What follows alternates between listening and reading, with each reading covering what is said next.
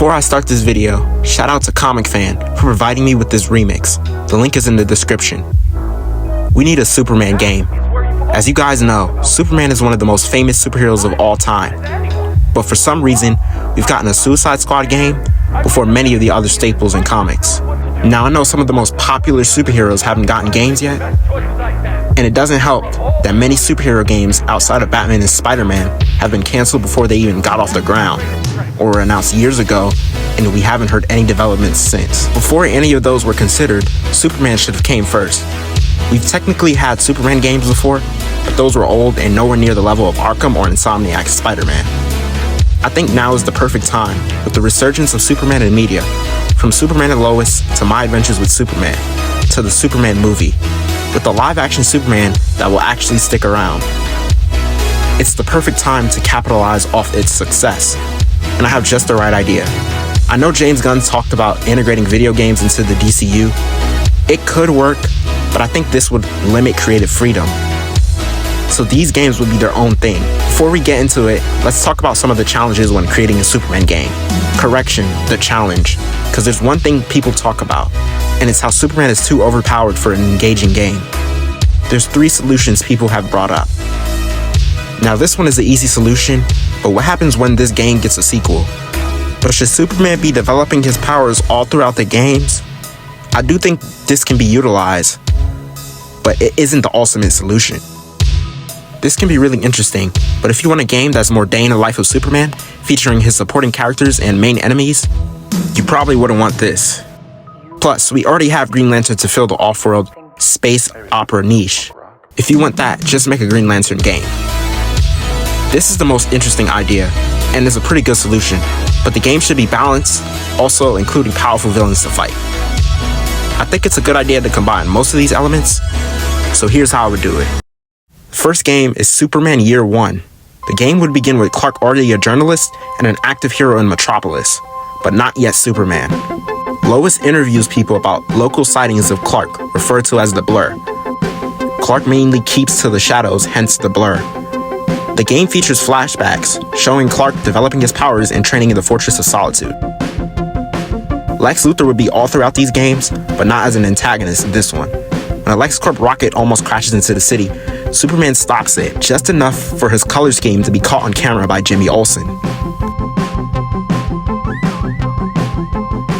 As a reporter, Clark befriends Rudy Jones, a LexCorp worker that he interviews in an attempt to control public knowledge of his identity.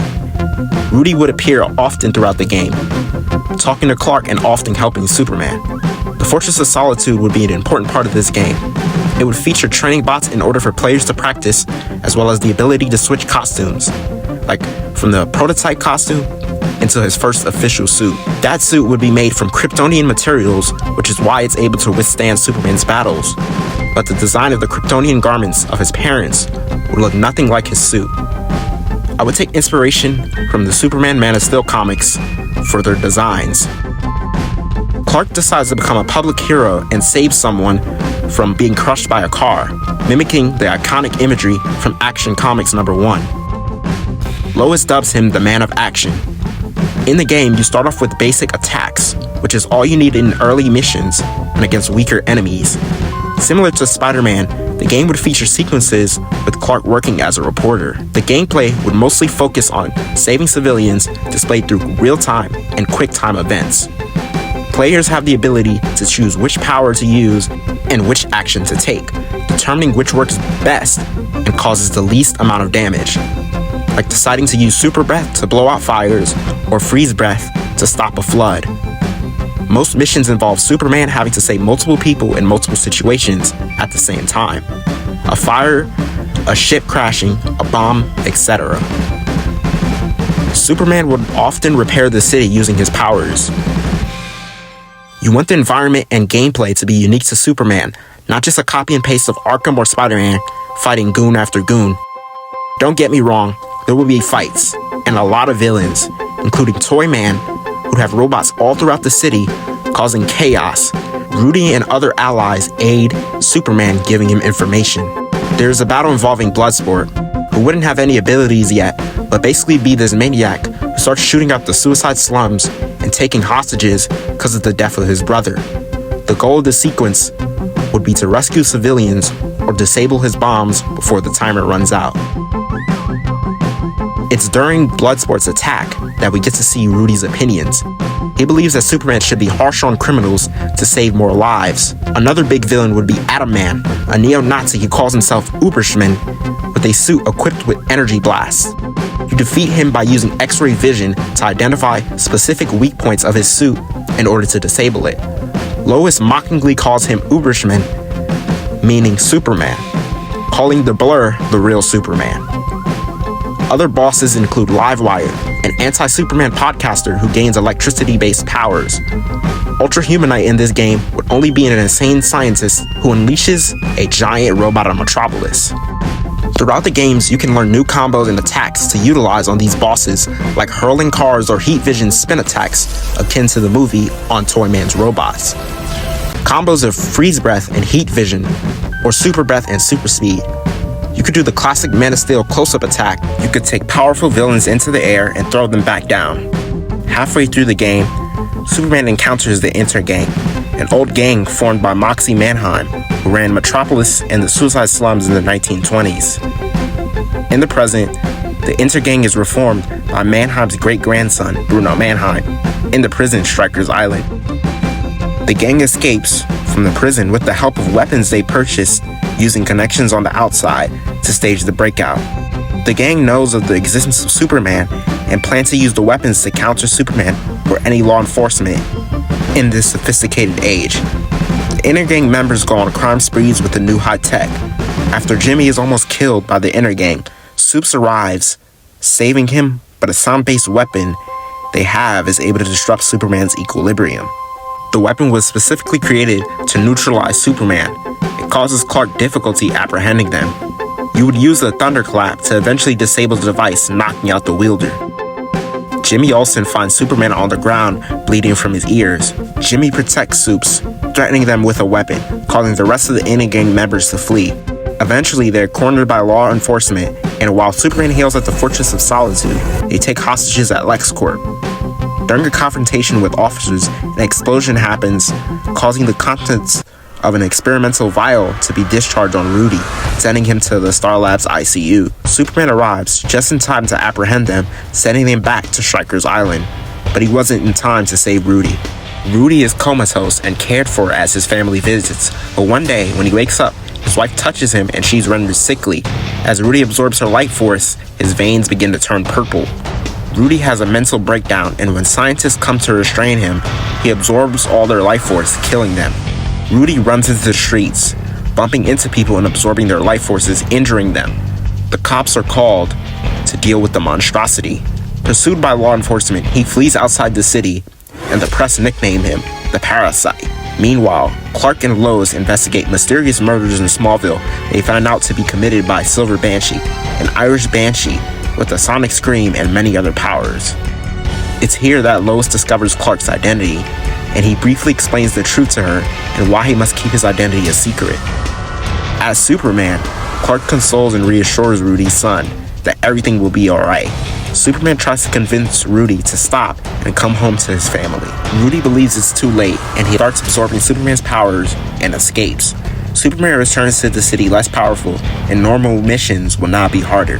The public begins to trust Superman less, blaming him for the supposed parasite attack and his inability to protect the city as much as before. Superman searches for Rudy, but he can't find him. His top speed is much slower, and healing in the fortress does nothing.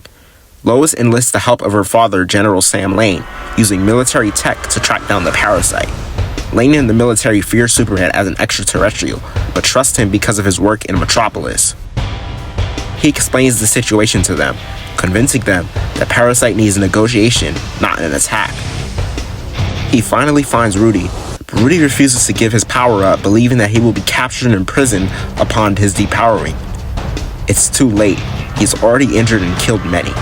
Superman gets through to him, convincing him, but in the middle of the power transformation, a paranoid military officer orders a missile to be fired at Parasite, angering him, and he continues to absorb Superman's power.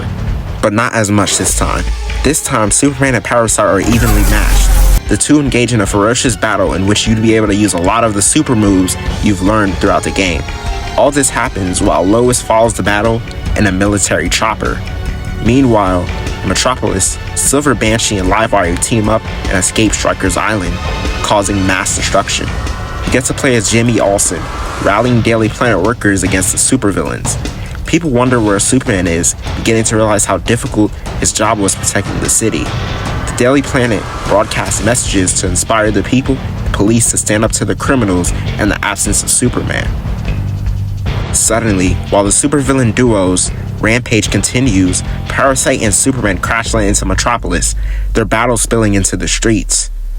The battle between the two rages on. As Superman, you must now prioritize saving civilians while still fighting Parasite. Lois just arrives, viewing the fight, with Jimmy filming the footage. Parasite gains the upper hand by not only endangering civilians, but also absorbing the powers of Silver Banshee and Livewire. Eventually, Parasite retreats after being overwhelmed. Superman is left to clean the streets, and he would repair the city and help first responders.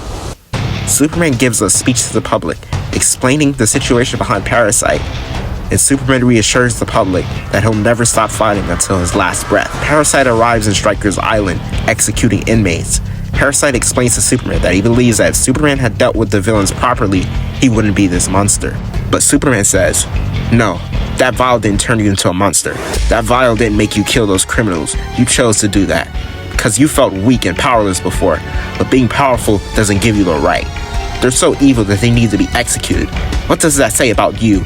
Look at all the lives you've taken. Innocent lives, Rudy." In the final battle, Superman is completely outmatched as Parasite drains all his power. Parasite gloats, demanding citizens to bow down to him as their Superman, but eventually he sees his buried son amongst the rubble. Realizing what he's become, Parasite restores the life force in his son. He revives his wife, who's completely in shock of what he's become, so she convinces him to surrender. He restores the abilities of Superman and gives his power back to Livewire and Silver Banshee as he's taken into military custody.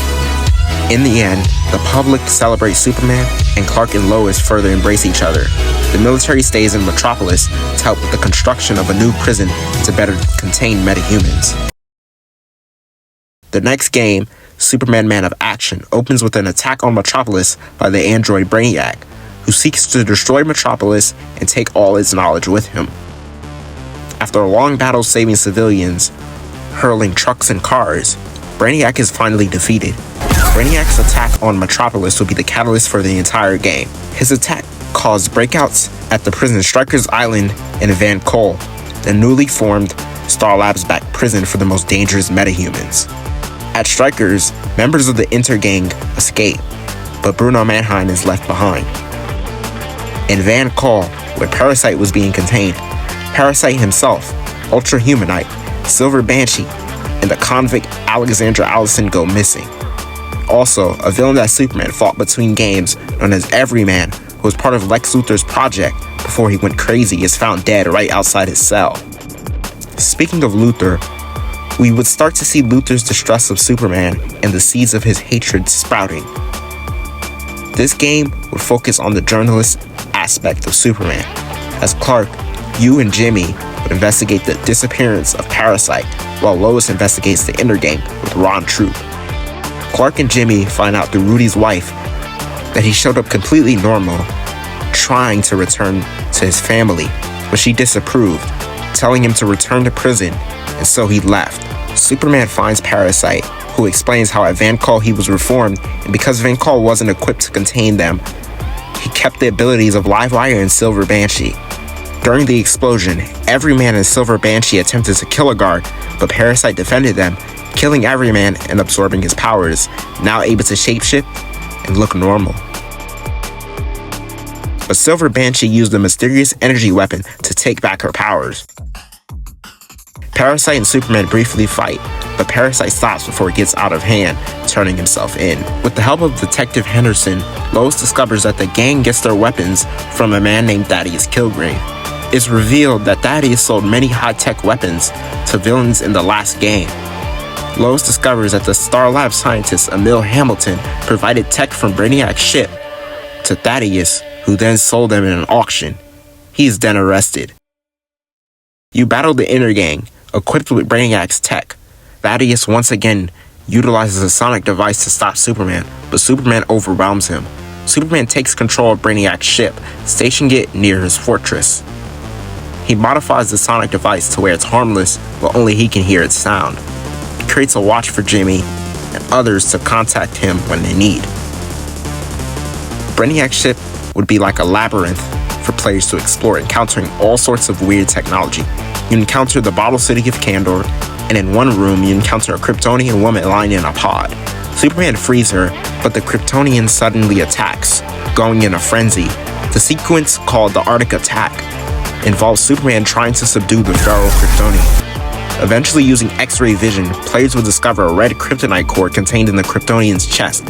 Superman knocks her out and learns from the ship that Brainiac discovered kryptonite and used it to control the Kryptonian, who he retrieved from the Phantom Zone using a projector. Taking her to the fortress, Superman's robots, now enhanced by Brainiac's tech, are able to remove the core from her vital organ. You learn from Jor-El that she is Kara, Clark's cousin, who was sent to the zone because her and her father Zor-El conspired with General Zod in a coup to take over Krypton. Superman then learns of the history of Kandor and attempts to restore the city to normal size. Clark helps Kara adjust to her powers and life on Earth, sending her to live with his parents. You face another big battle against the villain known as Riot, who teleports around the city like a game of whack-a-mole. When you finally arrive at the location, you're ambushed by Banshee, utilizing the energy-absorbing weapon, but Superman is able to defeat her and Riot. Clark investigates the mysterious energy weapon, believing it to be manufactured by Luthor Corp. Superman confronts him, but he denies it, and Supes can't prove it. Superman finally finds Alexandra Alston, who during Brainiac's attack was exposed to Parasite's blood. After the fight, you unlock new powers, absorbing Livewire's abilities through Alexandra, turning you into Superman Blue.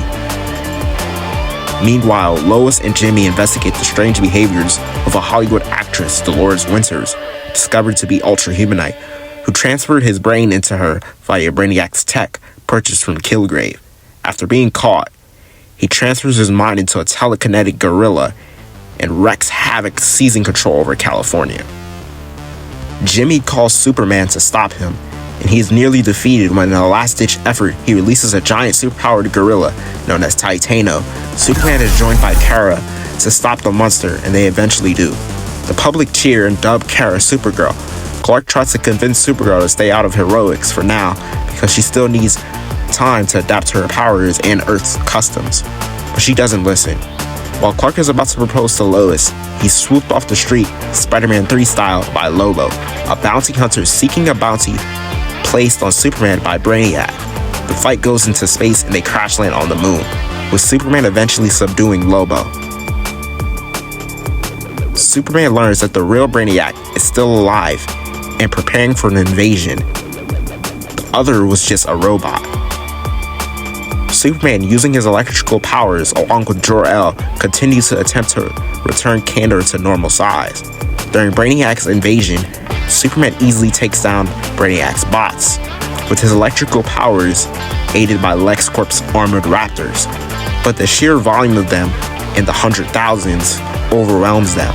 Clark is also weakened by Brainiac's green kryptonite. Meanwhile, in the Arctic, Kandor is restored, and Supergirl explains the situation to the Kandorians.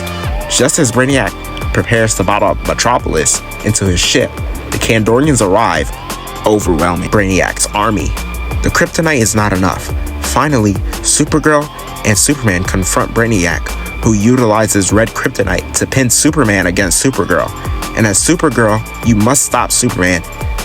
Eventually, Supergirl is able to break Superman out of the delusion and they defeat him. The Kryptonians move Kandor into space, renaming it Argo City after the Kryptonian god Argo. The people want Supergirl to live there, but she decides to live on Earth and visit every day. In a post-credit scene, akin to Spider-Man, Luthor manufactures kryptonite after LexCorp is given access to Brainiac's ship during his cleanup. While he does this, Luthor contacts someone from Argo City, saying, "All according to plan." Thank you guys for watching, and thank you for subscribing. This is my last video for a while, looking to improve my videos in the future. So see you guys next year. In the meantime, stay tuned.